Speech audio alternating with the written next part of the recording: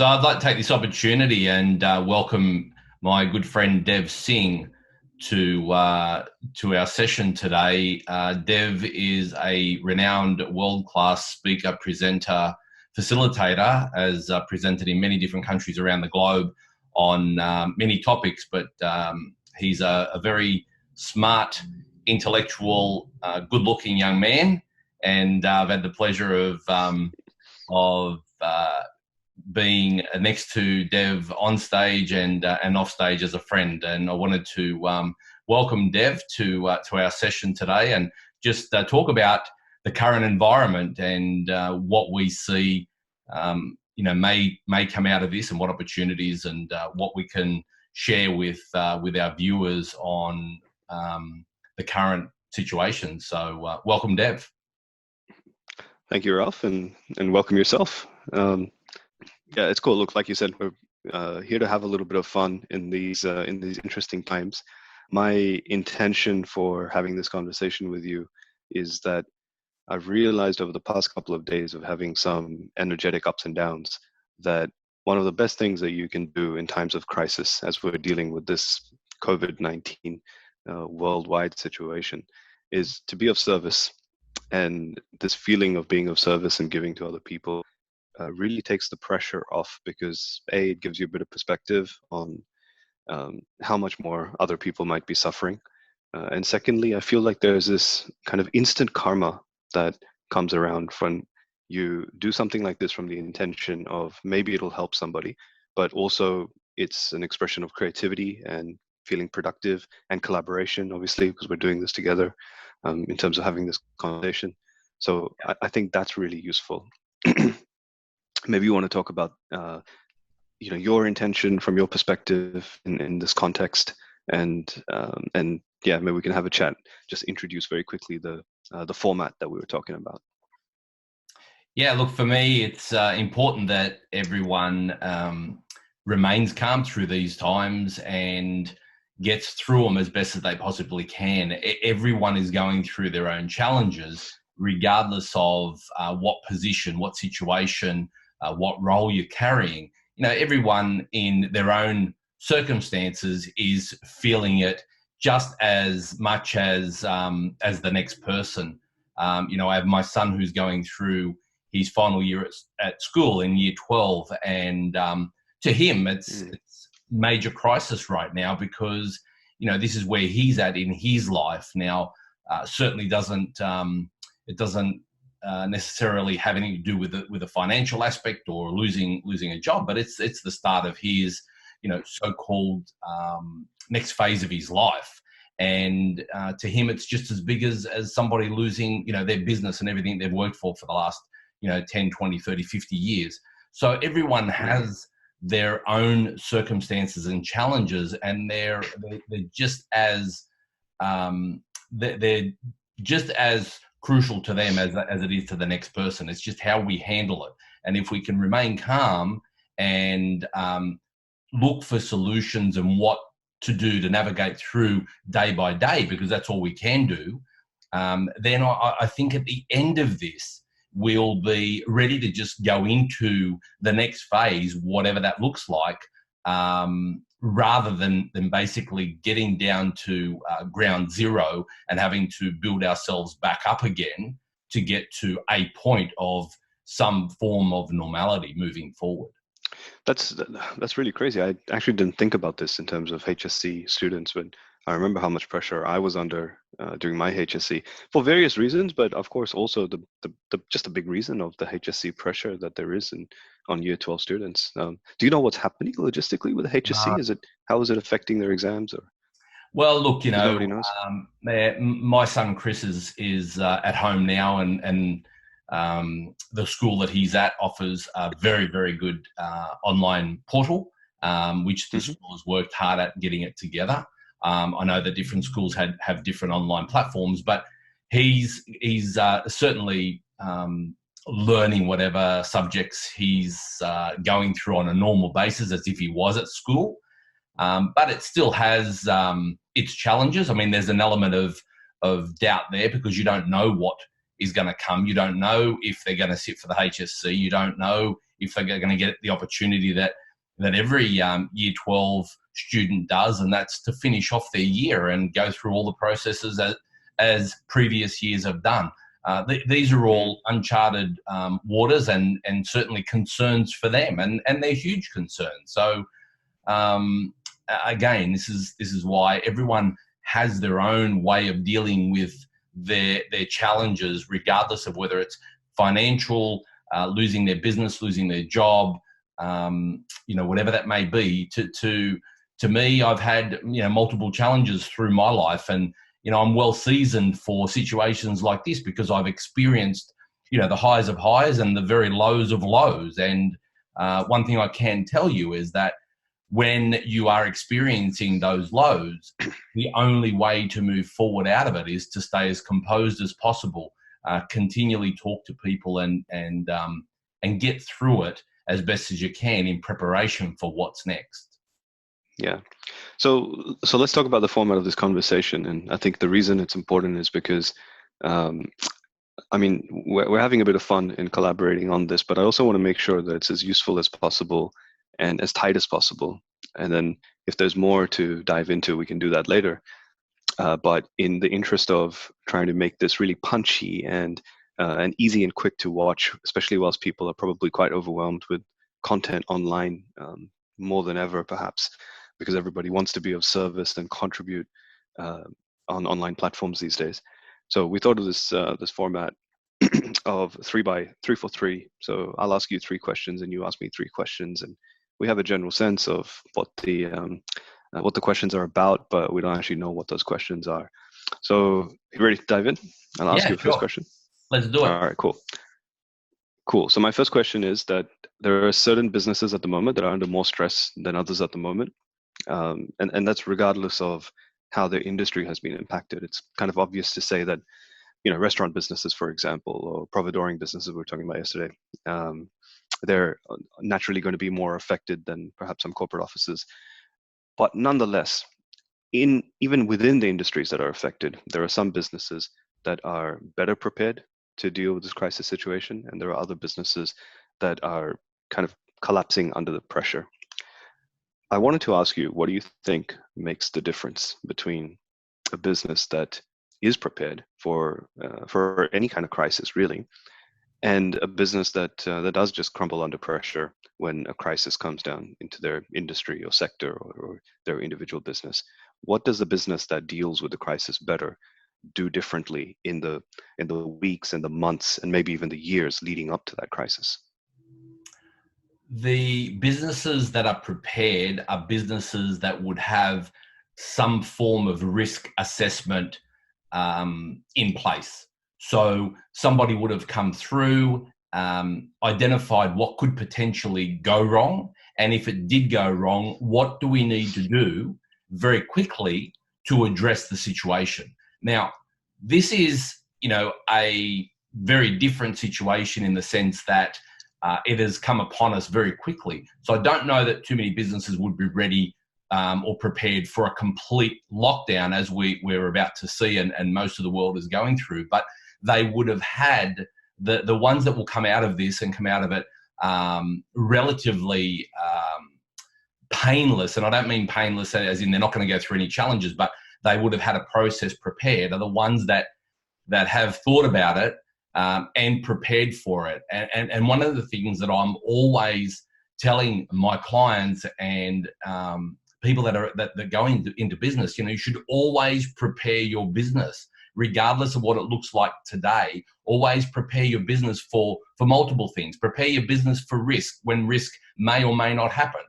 Prepare your business for a sale. It may or may not happen, but it keeps you then diligent in ensuring that your business is run to the best of its ability and to the best of your ability with your team. So everyone knows what they need to do in a time of crisis. And the ones that aren't prepared, unfortunately, are the ones that are going to suffer the most. And it's really, really sad, because the thing that I see quite a lot, Dev, is that, we get people that go into business and they may go into business and start doing really well from day one.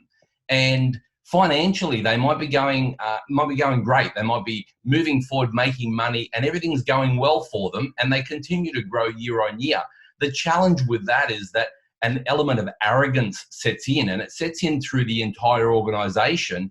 And what happens is that they become oblivious to what could potentially happen, and believe that it won't happen to them. So moving forward, one of the things that every single business person, large and small, every entrepreneur, every business needs to have a risk policy in place so that they know if ever anything was to happen again, that they're prepared for it. I mean, we don't go and train an army to go to war. When a war happens, we train an army to prepare in case a war happens, and we're ready to deploy our team. And that's the same in business.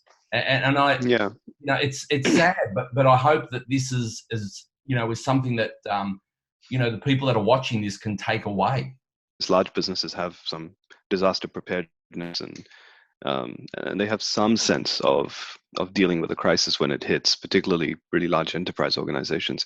But small organizations, small businesses, medium enterprises, it's really an afterthought until it's too late. So just a follow-on question from that, do you have any examples of what good preparedness looks like, aside from what you've already said, which is having some sort of actual policy in terms of specifically, this is a scenario, if shit hits the fan, this is what you're going to do? I always like to make sure that any business that I work with is financially stable. When you've got a business that is heavily geared in debt, it's very dangerous. So as much as possible, try and work through wherever you can as efficient as you can, and be productive. One of the things that I like to say to everybody is, in times that you believe your business is going great, always ask yourself the question, what am I missing?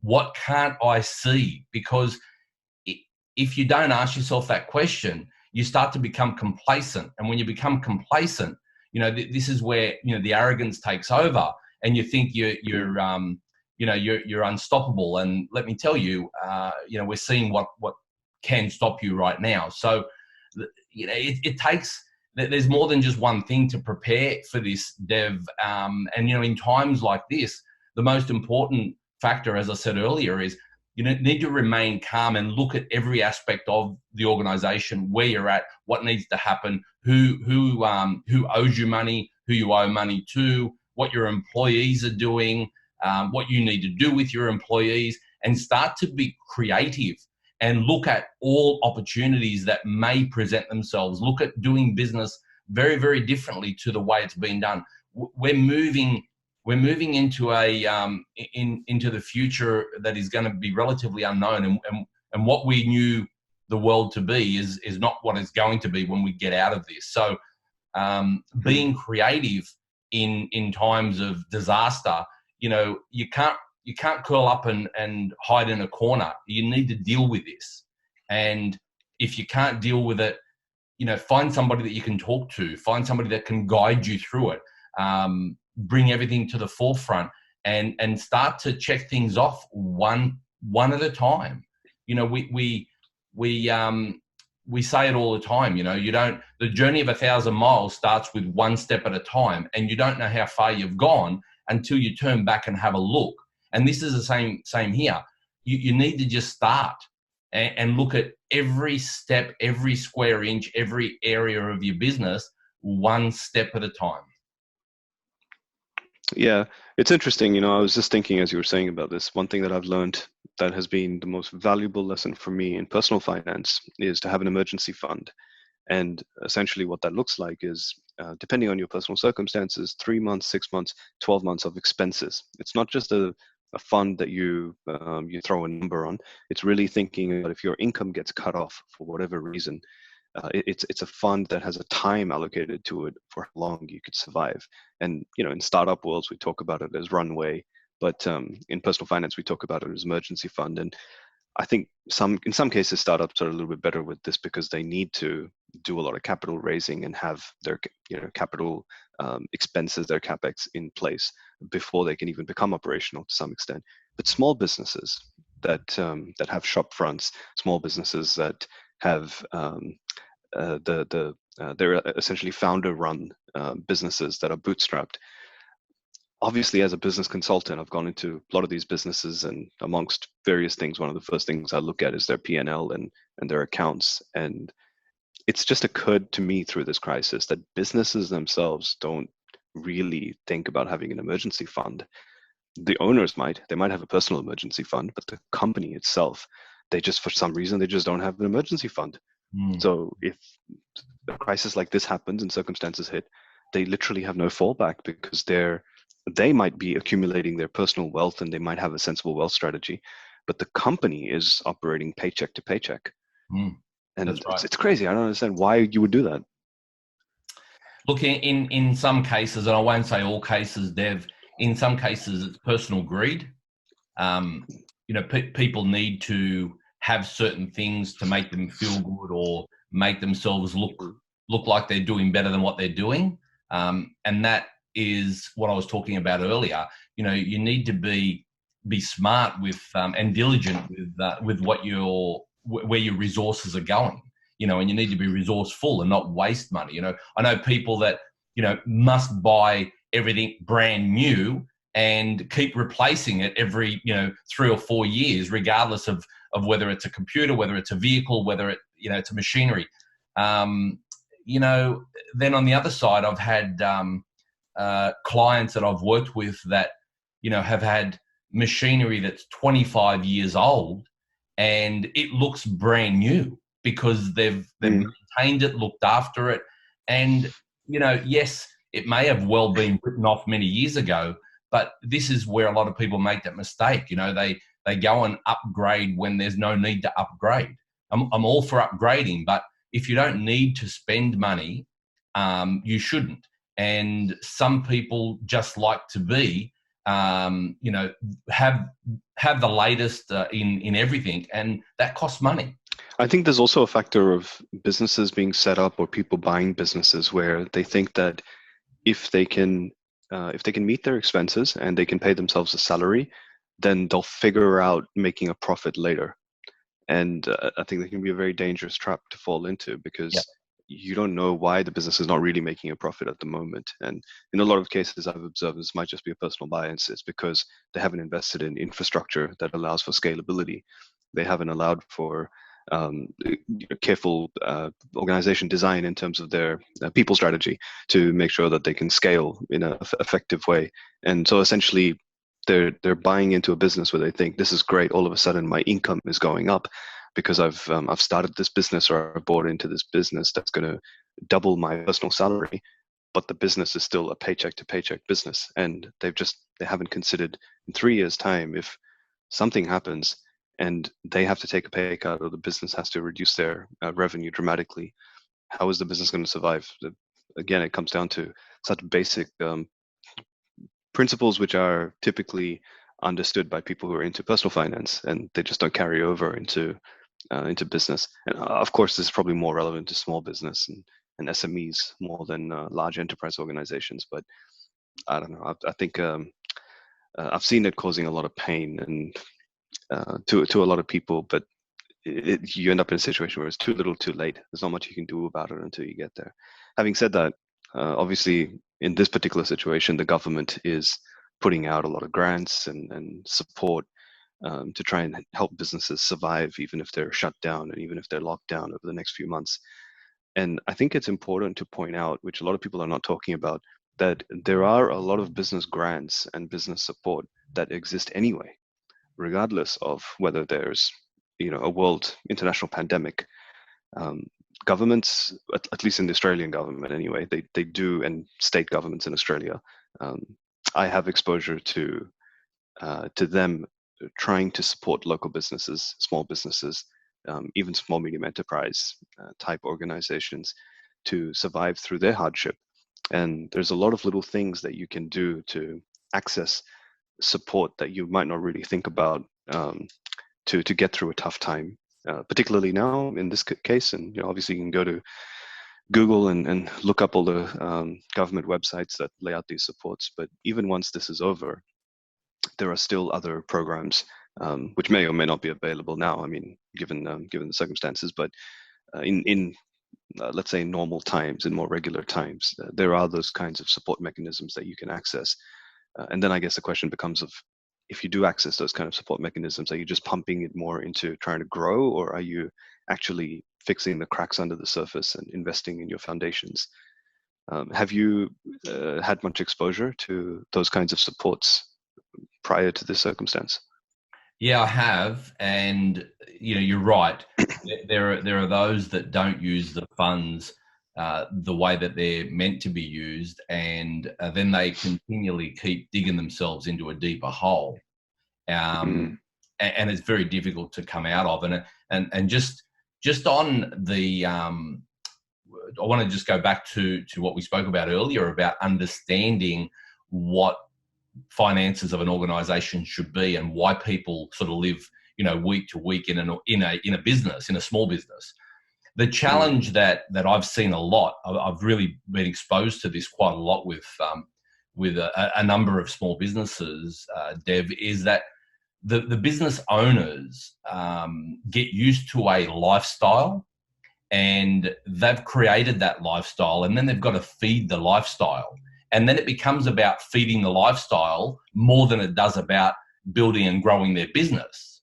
And all along, they're feeding their lifestyle, and they're choking their business because of their lifestyle. I've seen that a number of times, and it is a very dangerous position to be in, because when you are used to a certain lifestyle and you've been used to it for a long time, it's very, very hard to go back. And where a for example, somebody that is used to driving a Rolls Royce or a Bentley or a Lamborghini, if you were to put them into a C-class Mercedes, they would be like devastated, let alone a little Toyota or something like that. But the problem is that they're used to that lifestyle, so very hard for them to come back from that. And that's where disaster starts to happen, because they then don't look at the reality or commerciality of it. They look at, basically, it's about what they need to keep moving forward in their own bubble. And it's a bubble that they're living in. And it's usually, again, to be ahead of everybody else, or to impress, or whatever their own personal circumstances. Sure, keeping up appearances and all that. Yeah.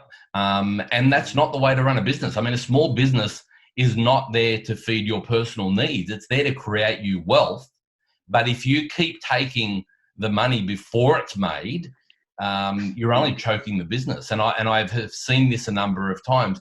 And look, in all fairness to the entrepreneur or to the business owner, they just haven't been taught any different.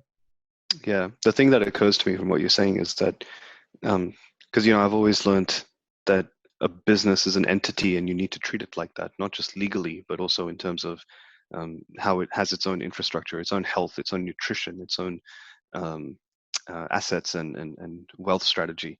So it sounds like what you're talking about is that these business owners, what they do is they try and take money from the business to fill their own pockets to become richer, even when the business is poor. But that's not really sustainable, because if you want to build sustainable wealth as a business owner, your business needs to be wealthy as well. Yeah, and the problem is that when they get into that lifestyle, they then need to keep up the lifestyle, and they're not putting money back into the business. They're not reinvesting to continue the growth of their business. They're expecting the business to grow, on the foundations that it was initially built on.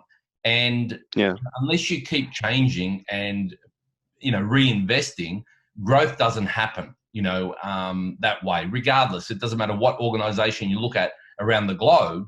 There's only been growth from reinvesting, and and a lot of small business owners fail to do that. Okay, cool. All right, let's move on. What do you got for me? So my first question to you is, what do you believe would be the best way to support one another during this lockdown period, or period that we're sort of going into, with everybody sort of being indoors and restricted to their home office or laptop or Look, it's I think the first thing is that we need a kind of universal mindfulness, that we don't get caught up in generalizing the trends of working from home, either the benefits or the downsides. It really is something that affects people very differently. Different people find it really hard, and some other people find it really great. For some people, it at least in early days, it's all about all of a sudden they don't have to spend as much time in commuting to an office. Other people, for them, it means that they can't go to the gym and they start going crazy and getting cabin fever by being stuck at home. And I definitely have come to appreciate this over time, because believe it or not, I've been in this situation in terms of a self-imposed lockdown. And what I mean by this, I don't know if you remember this, but I remember I once went to Eastern Europe to live there for about 3 months, and I was so obsessed about getting my business at the time to a point where I could function it remotely that so I was in Belgrade in Serbia, and I didn't leave the house because there was this sense of guilt, and there was a sense of responsibility, obligation, that I needed to figure out how to make the business remotely. And it's ended up being one of the cities outside of Australia that I've spent the most amount of time with, and I've seen the least of. And I kick myself for it now, because it just made me realize how much I took for granted, because I thought that now that I'm working remotely and working from home, so to speak, it really means that I need to be on the computer, engaged with some sort of productivity and work. And if I wasn't, it meant that I was slacking off. Whereas it's a lot easier when you're going to an office to set up these kinds of boundaries, that if I'm at the office, then of course I'm going to be productive there. And if I'm on the way back home, or if I'm at home, then of course that sense of obligation gets cut off, and there's a stopping point there. When you're locked in one place, it's very difficult to set those boundaries, and it affects different people differently. For me, I was very lucky that I had a couple of friends that really compelled me to basically get my ass off the chair and go. And it's so funny, in order for me to get out of the house and snap out of that mindset, I actually had to leave the country and go to Italy, which was one of the best holidays that I ever had. It was amazing. And then I did a bit more traveling, and it really opened my mind, and it made me a lot more productive when I came back to my business. Infinitely more so. It just made me more productive and made me more sensible as a person. It matured me a lot. The time that I spent away from doing the work, rather than the time I was just zoned into my computer doing the work. Now, how does this translate to these days? Obviously, I'm not suggesting anyone get up and book a flight to Italy right now. That's obviously impossible. Unfortunately, not even anything to joke about. Yeah. But what it does mean is that I think if you're thinking that this is great because you can be more productive, or you're feeling the symptoms of cabin fever and going a little bit crazy, you need to think about what you're really missing out on, that we take for granted when we are actually commuting and being able to go outdoors. It's not just oxygen, it's also vitamin D, right? From sun exposure. Granted, generally there's a worldwide deficiency in vitamin D. Everyone suffers from it. If you have darker skin, you're more likely to suffer from it. There's a bit of a spectrum of it. But there's a lot of problems, hormonal problems, calcium absorption problems, orthopedic problems that result from that over time if you're vitamin D deficient. And now when people are stuck indoors, it's even harder to do that. So one thing that I've been doing, just going back to your original question about how we support each other, is to remind people that the definition of productivity needs to be really revisited and looked at. And just because you're at home now and you don't have the commute time, it doesn't mean that you either get really excited about being able to be even more productive because you can just get up and get straight on the computer and start working on stuff. And it also doesn't mean that if you're feeling really anxious about not getting some open air, or not having your regular routine of going to the gym, for example, or socializing with friends at a bar, it also doesn't mean that you need to resign to that circumstance, because your mind can go traveling. You can go traveling in a lot of different ways, through books, through movies, TV shows, videos, going for a walk and really spending time with your loved ones in nature, where that's possible for you, um, and really reflecting on what being present in that circumstance means, I think is something really, really important, but it's also really, really easy to forget and take for granted. And it's our responsibility to remind each other and our friends to not take that for granted, to really consider that they need to get off. I was talking to a really close friend of mine yesterday. I'll give you a real example, and he's one of these guys that's very pro productivity, really in the zone of, very successful guy, generally, and he's been going a little bit stir crazy. And I asked him, I said, have you been for a walk? And he said, no, not really. And I just told him there on the phone, I said, get up and go for a walk, like right now. And I compelled him to get up, go for a walk, and just we were just talking to him. I was talking to him on the phone while he was walking, and I'm not saying that it saved him from all the craziness of the circumstances, but uh, I felt like if I was just very passive in that situation, I just said, "Hey, man, you should go for a walk or get some fresh air." I don't know if he would have. So I felt a little bit more of a right in this circumstance to really put my foot down and say, no, really go for a walk. Otherwise, I'm not going to talk to you.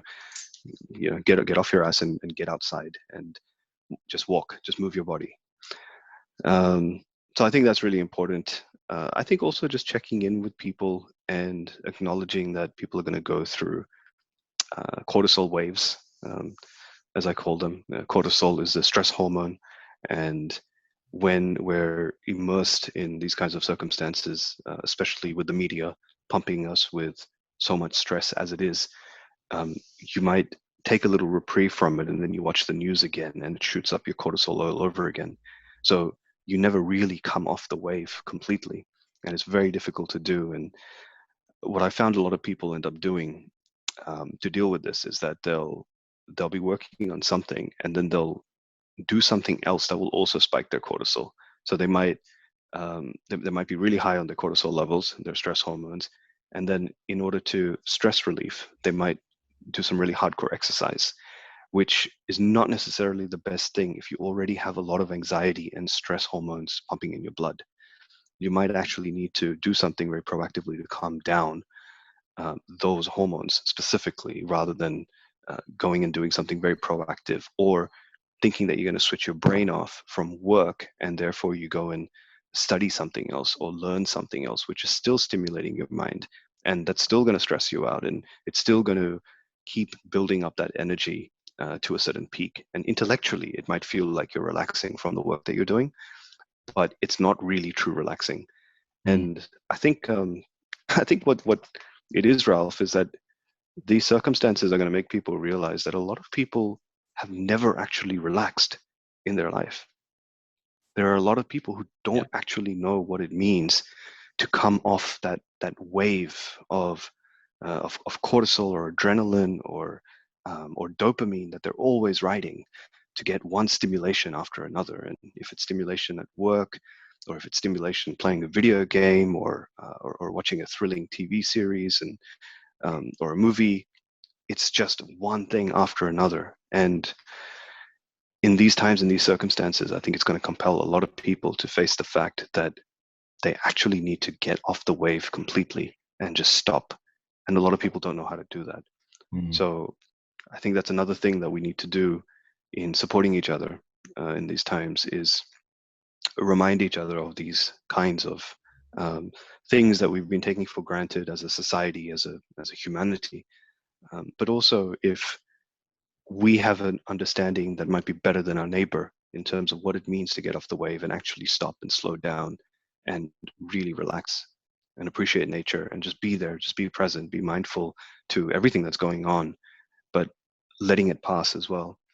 Then we need to do that. We need to help our fellow people to take that opportunity and learn what it actually means to not necessarily be riding the wave of productivity and always being intellectually stimulated and challenged, and just how do you just shut the beep up and let this happen, because there's just so much going on at the moment that we can't actually control.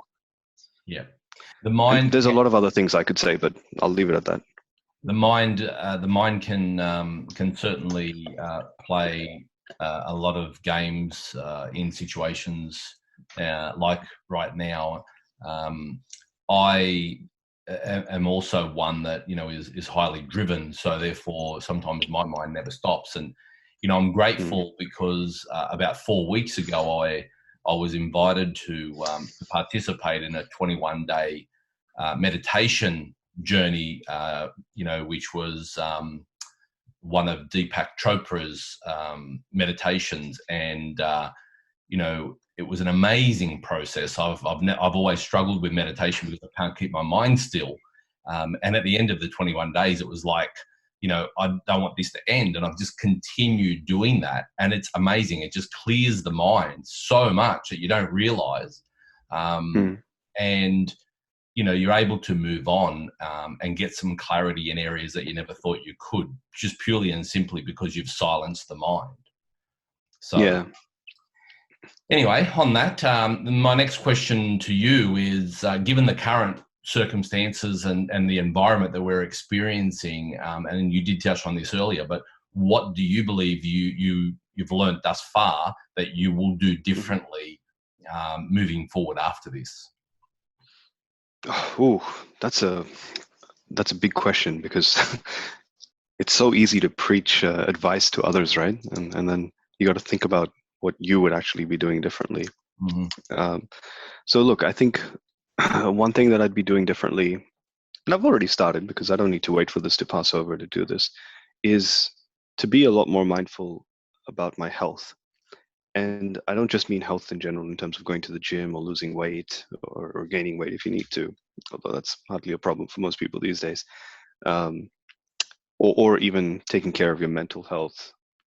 It's actually, I'm talking about something that's a little bit more low key and consistent, which is how do you foster a sense of health and well-being through the ups and downs of life, depending on however stimulated you might be.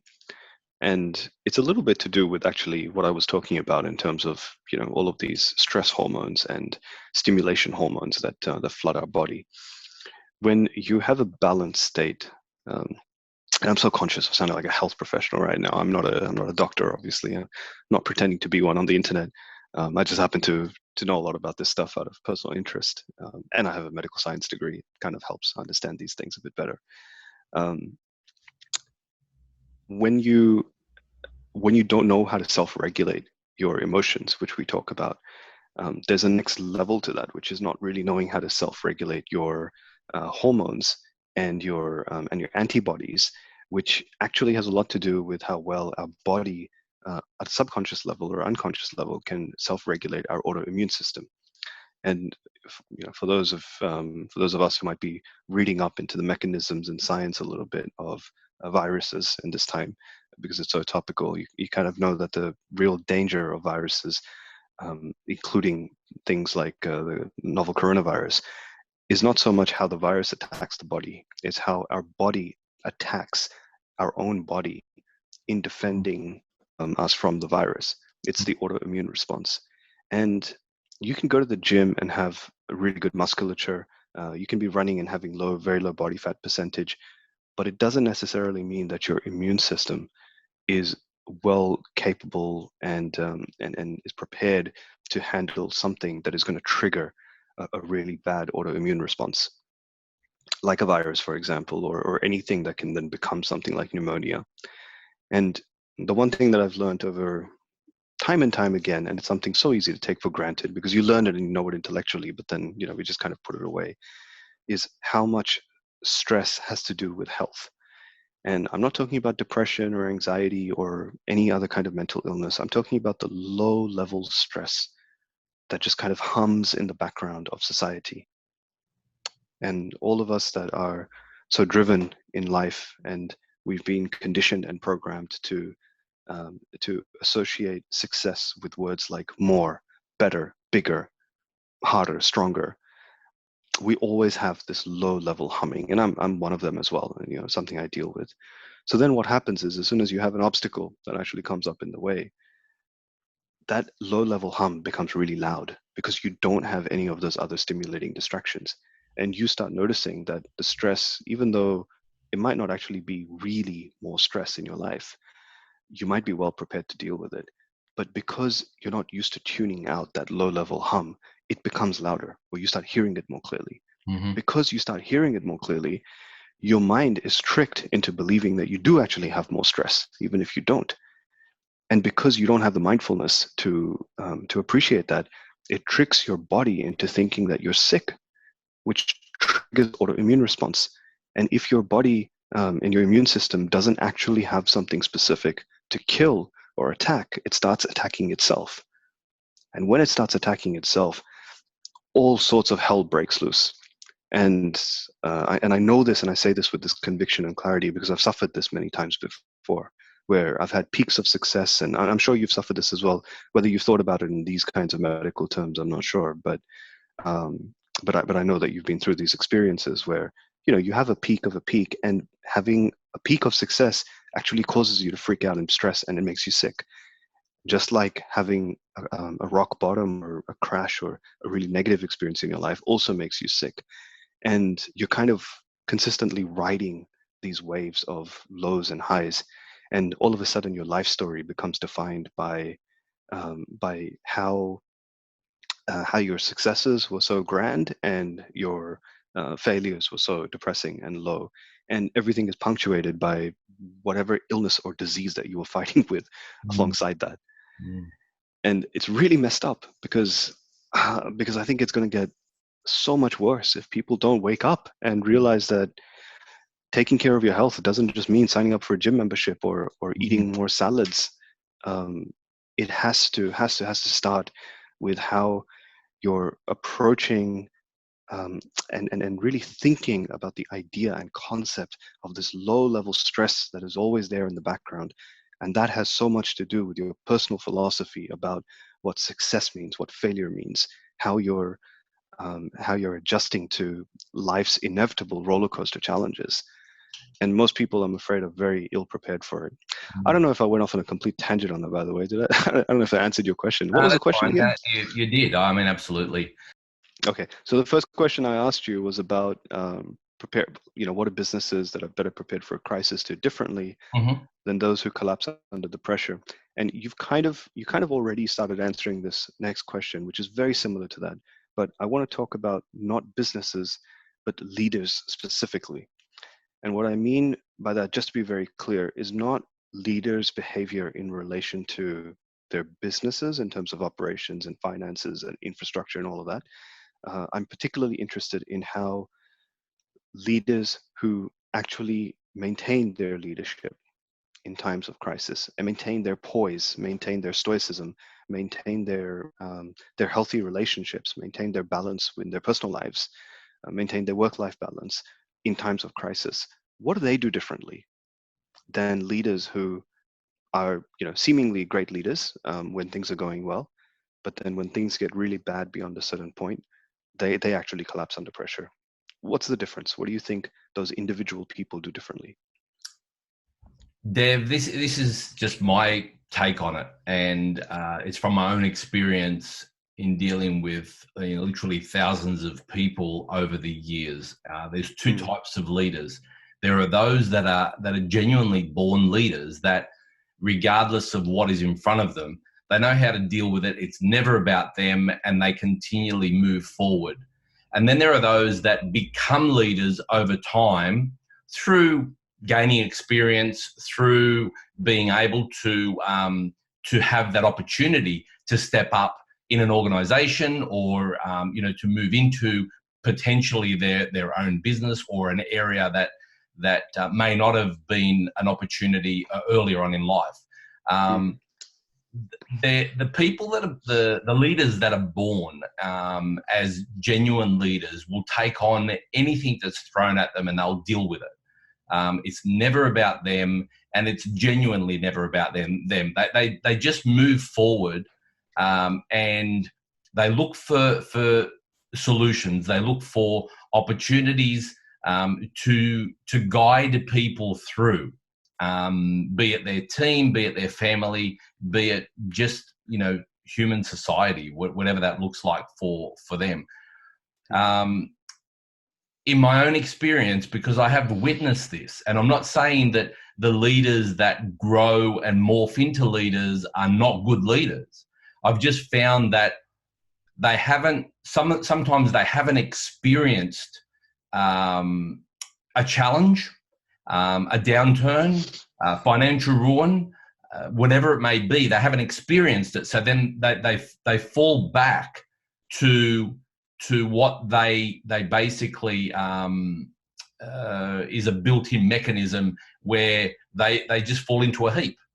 I've seen this happen.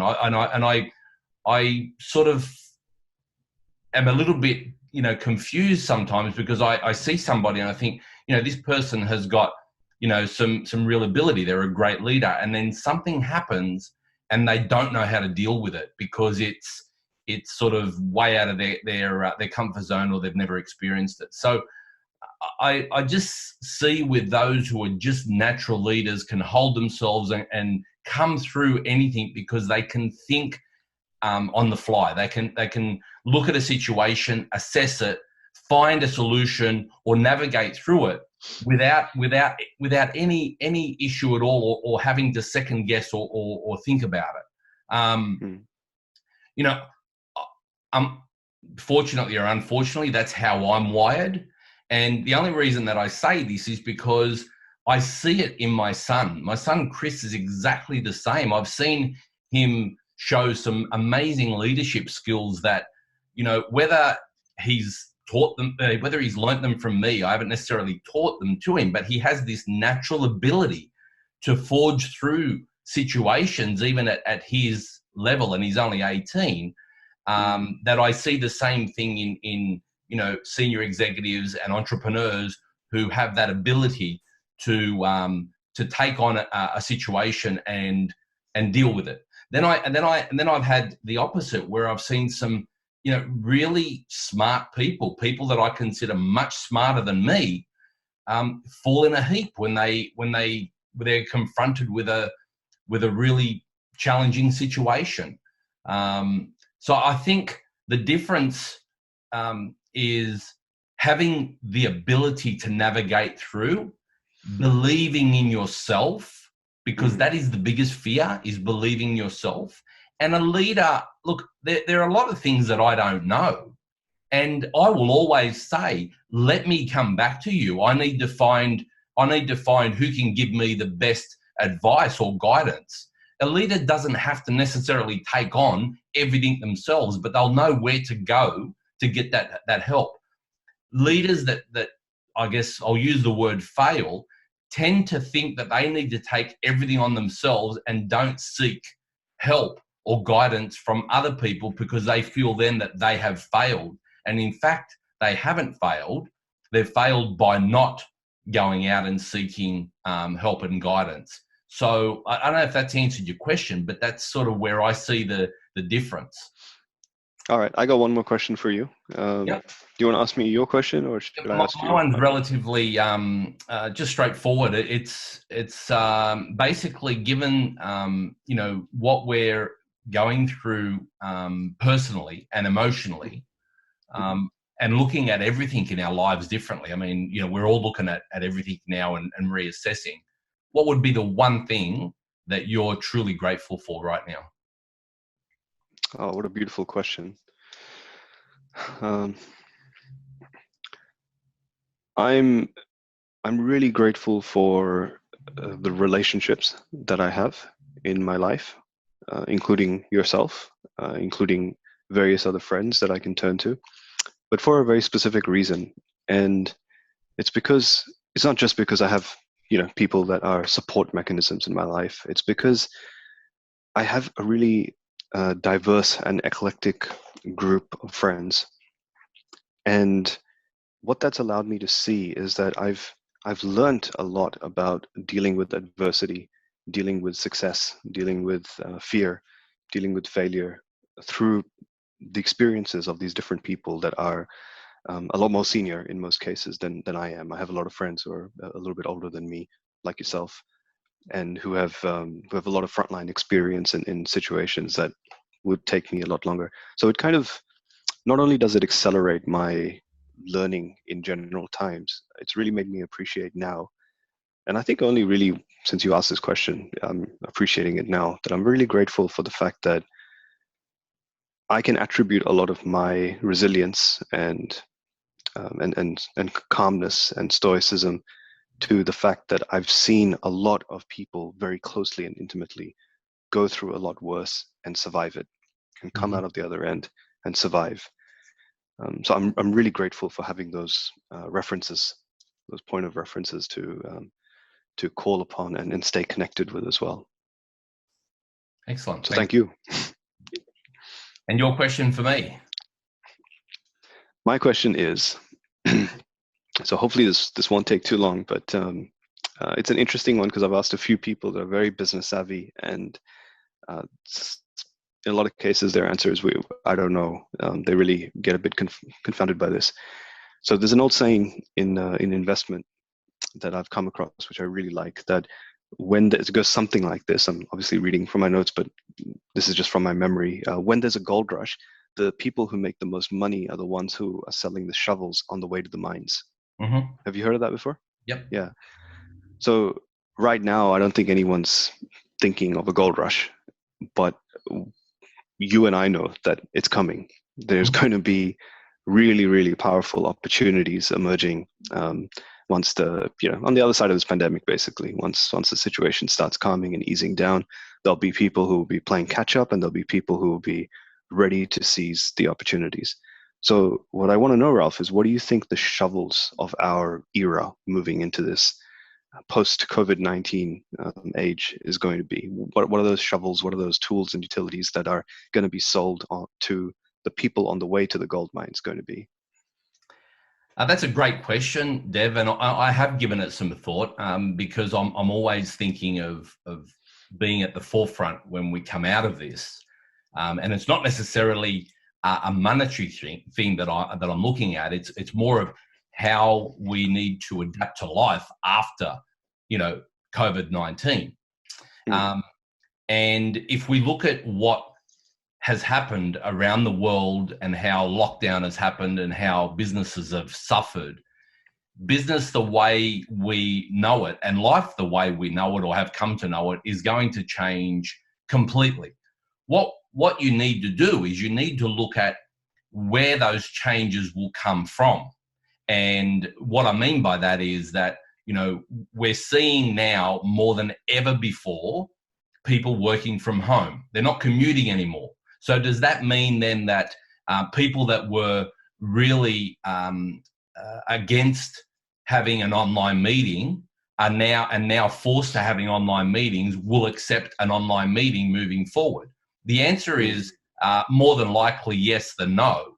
What that does, it opens up more opportunities for either taking on more clients, being able to handle more meetings, not necessarily have to worry about the hour or two commuting to and from work, which is the biggest issue for a lot of people. So that's just one little aspect, Dev. That's just one thing. Now, in my line of work today and dealing with clients, I don't necessarily always have to be hands-on. A lot of my work that I do with clients is no different to you and I chatting at the moment. It's about working with them and what challenges they have and what they need to address. So I don't need to be physically on site. I've had a number of meetings very similar to this that work perfectly well with people that were against it in the past. So we will see a lot of change from the way that we were so caught up in our ways. A lot of people get caught up in their ways that will now open up opportunities for them to make that shift. So the most important thing is to look at, and again, you can't look at a specific industry, but every industry will have its own adjustment, own change, own niche of opportunities. And if you look at the way things were done and what you could potentially offer moving forward, that's where you'll find the opportunities. And you won't know until you start looking. And to give you a gold mine opportunity here right now, I can't, but there's many opportunities that will come from this. The biggest and most important thing to address, though, is having the mindset to find them. Because if you're going to live in fear and panic through this period, and I'm not saying don't be concerned, because absolutely, I'm as concerned as everybody else, but I'm not living in fear. I'm doing everything I possibly can to safeguard myself and my family, but I'm not living in fear and panic. So therefore, I'm looking for what I can do better and serve the world better at the end of this. So instead of waiting for the end to come and then go, what do I do now? I'm looking at it. So when the doors are open again and we're allowed to, live our lives, what can I go out to the world with and make a huge difference straight away? And everybody needs to look at it the same way. And if they do, they'll find opportunities. I'm not in, there's a lot of industries that, that I'm not in, but if you're in the industry and you're looking for that opportunity, you'll find it. And like I said a little bit earlier, continually ask the question, what am I missing? What can't I see? Because that's what will bring you through. So I actually think you answered, you gave some really specific examples kind of between the lines of what you said. So I think interpreting from what you said, the gold mines are really going to be technologies and systems that facilitate people communicating and working together remotely. And I think people are understanding that's kind of a big piece of gold that's there in the mines for the future. It's already been kicking off before current circumstances of lockdowns and whatnot, but it's definitely going to accelerate a lot more. But I think the interesting thing that you said, and this is what I actually think maybe is a real shovel on the way, is how do you facilitate people's mindsets to be at the same level of ability to understand people, ability to communicate effectively, ability to work well together with people, ability for teams to work well together when all of a sudden they're in a remote setting and they don't necessarily have as much kinesthetic or tactile cues, I guess might be the right word, to make judgments and decisions about how people are working well together. Because there's only so much time that you can spend in a meeting before you need to go away, and then you're working by yourself again when you're working in a remote setting. And I've, as you know, I ran a digital solutions company for a few years, and my entire team was remote. So I've had very deep experience of what that actually looks like and how that works. And there are always going to be challenges, but one of the biggest challenges that you have to deal with, which is what you alluded to, was coaching people through how they adjust their mindset to relate to people in as much of a human way, and still maintaining their productivity, maintaining their charisma, maintaining their ability to influence someone when all of a sudden they don't have a stage to stand on and have that live interaction with somebody in person, where their energy is transcending as much. Now there's this barrier of a screen and of greater distance between them. So I think that I think there's going to be a lot of opportunity there for businesses and organizations and leaders to really leverage the power of coaching and advisory and guidance from people who have survived and thrived in remote working environments to complement the technologies that are allowing for these kind of conversations to happen.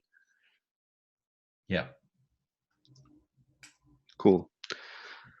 All right. Did you have any other questions? No, that was my questions. Cool. So I want to. Yeah, likewise. I do want to ask one other thing, and you kind of answered this earlier with an example. I want to know, do you have any resources that you recommend to people that are really struggling at the moment? So you mentioned the Deepak Chopra's meditation course, for example. I thought that was interesting. Yeah, look, are there any other kind of resources? Look, off the top of my head right now, Dev, no, and I guess I wasn't prepared for it, but Deepak Chopra, I like his work. I like the work of Dr. Wayne Dyer, who unfortunately is no longer with us, but I like their work because they just come from a place of sincerity, and they're very genuine. And you know, they're the sort of, you know, the leaders, or you know, Deepak Chopra still is in that space, and I just like the way that they you know, help you navigate through certain, you know, different areas, and there's a lot that can be learnt from their teachings. But I guess, you know, in closing, one of the things that I would highly suggest is that, you know, if someone doesn't have a coach or a mentor or hasn't worked with one, then, you know, they should explore it. And as you know, Dev, there are you know, literally, you know, tens of thousands of so-called coaches out there.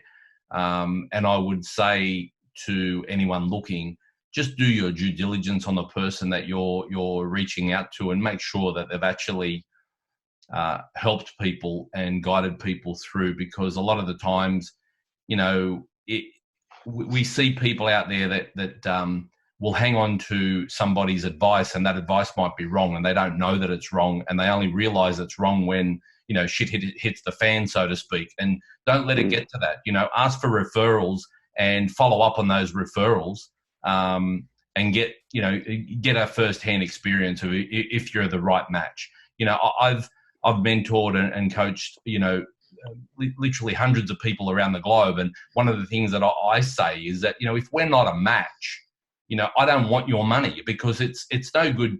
You know, it's not just a financial transaction. You know, there has to be great value in what we're doing together. But certainly through these times and navigating through them and coming out of them, you know, don't be shy to reach out to gain the support, because it'll set you up well, you know, to go out and take on the world after all this is over. Yeah, no, I think they're great recommendations. They're very specific resources that people can look up on YouTube and online, and really think about that. And then, and I think also it's probably worth noting that if somebody does need some coaching or mentoring, or they want some help in this, then obviously you and I are professionals in this space, but we have vast networks that we can recommend other people as well, that might be better suited to help somebody. So yeah, absolutely. I certainly would put the invitation forward if someone wants to, you know, work with someone in particular, and even if it's not me specifically, feel free to reach out to me, and I can point you in the directions of how to actually find these people and sort through who might be the best person for you to work with. Yeah, and likewise with me. If anyone wants to reach out to me, same applies there. So thanks very much, Dev. I do want to share. Sorry, man, I keep cutting you off because I just want to keep giving more, but I just want to I want to share two resources that I found to be really helpful. So just because, you know, we talk in very philosophical terms, and I know that there are going to be people at the end of it who want to keep watching this, can keep going and keep continuing, but I think it's also really helpful to just give something tangible for people to do and take away. So one of the things that I found recently was that the U.S. Department of Veteran Affairs has an app. I only found this the other day, called Mindfulness Coach, and it's completely free. it's I'm assuming it's obviously just an app that department came up with. I'm pretty sure it's on iPhone as well. It's definitely on Android, which is what I use. There's no ads, there's no in-app purchases, and it seems pretty good. I haven't used it a lot because I've only had it for a few days, but it's really great. The other thing I'd recommend, a lot of people watching this in my networks would already know about Slack as a team communicator, and a lot of existing organizations use Microsoft Teams. But the thing I've come to really appreciate is that there are a lot of open communities on Slack, and in these times where you can't necessarily go to meetup groups and people are whilst the world is coming together as a whole, little communities are becoming a little bit more fragmented. It's good to try and find open communities on Slack that you can join and engage with people there. It's a good place to network, but it's also a good place to just feel connected Mm-hmm. to different kind of communities. So I'm not exactly sure where this video is going to end up, but if you have any recommendations for any other resources or open Slack communities or any other way for people to connect into those kind of communities, probably a good idea to leave it in the comments. And if you have any questions for Ralph or myself, they can probably leave it in the comments as well.